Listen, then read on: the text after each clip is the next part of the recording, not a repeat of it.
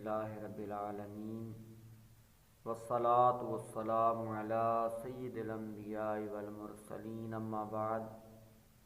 فاعوذ باللہ من الشیطان الرجیم بسم اللہ الرحمن الرحیم اللہم صلی علی سیدنا و مولانا محمد وبارک وسلم وصلی علیہ۔ محترم ناظرین، آج کچھ باتیں آپ سے جو عرض کرنی ہیں ان کا تعلق رزق حلال سے ہے۔ رزق حلال کمانے کے لیے بندہ جب گھر سے نکلتا ہے تو اللہ تعالیٰ فرشتوں کو بھی بھیج دیتا ہے کہ اس بندے کا ارادہ ہے، اس بندے کی نیت ہے کہ رزق حلال کمانا ہے، تو فرشتے بھی اس بندے کی مدد کرتے ہیں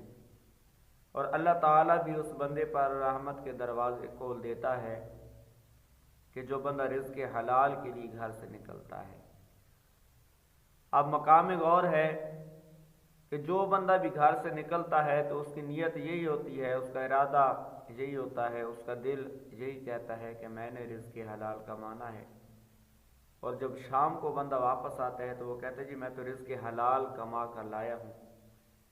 میں تو رزق حلال کماتا ہوں۔ لیکن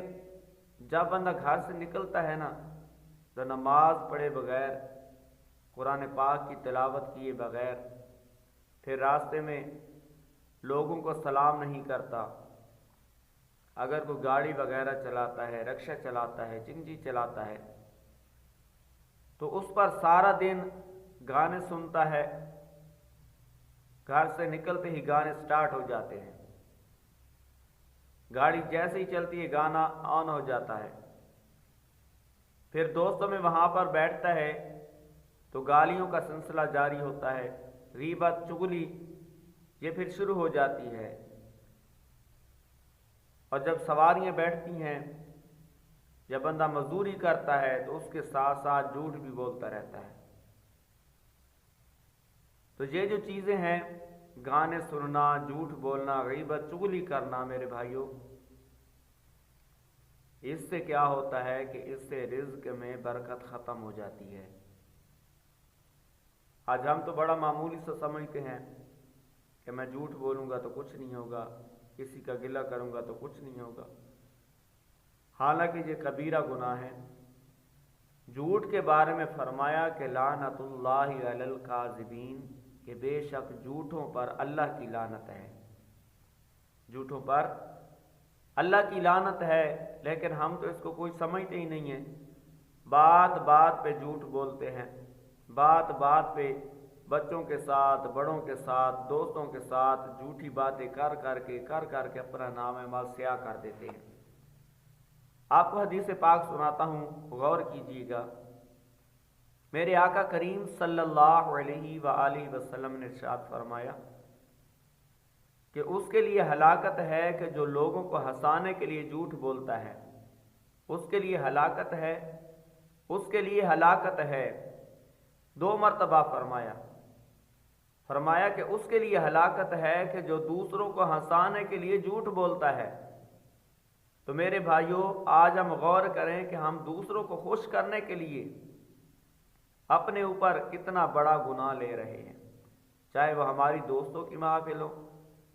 چاہے وہ رشتہ داروں کی محافل ہوں، چاہے ہمارا گھر ہو، چاہے ہمارے بچے ہوں، ان کو ہم خوش کرنے کے لیے کتنے جھوٹ بولتے ہیں، اور پھر جھوٹ بول کر ہم کام کریں، کاروبار کریں، دکانیں چلائیں، بزنس کریں، اور پھر شام کو یہ بھی کہیں کہ میں رزق حلال کما کر لایا ہوں، میں تو رزق حلال کمانے گیا تھا۔ تو پھر برکت کیسے ہوگی جب سارا دن ہی ہم جھوٹ بول کر، غیبت چغلی کر کے، دوسروں پر الزام لگا کے رزق حلال کمائیں گے تو اس میں برکت کہاں سے ہوگی؟ تو میرے بھائیوں، اپنی زندگی سے جھوٹ کو، غیبت چغلی کو، بہتان لگانے کو یہ بالکل ختم کر دیں۔ اگر چاہتے ہیں نا کہ دنیا ہماری پرسکون ہو، رزق حلال آئے،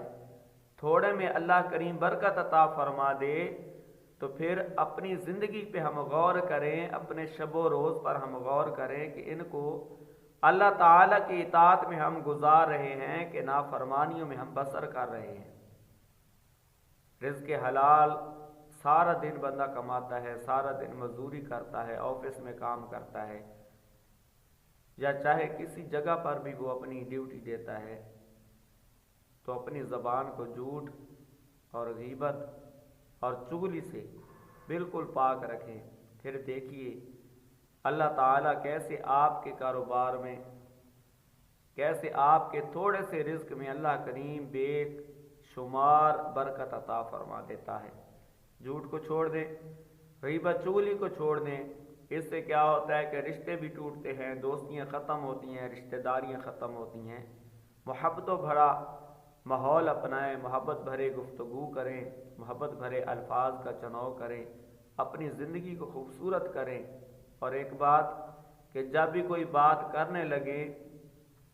تو جس بات ہمارے ذہن میں ہو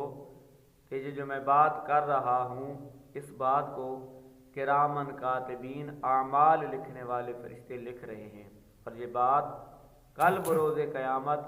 مجھے پڑھ کر سنانی پڑے گی کہ جب ساری مخلوق موجود ہوگی۔ تو میرے بھائیوں، جو گناہ ہو چکے ان سے توبہ کیجئے،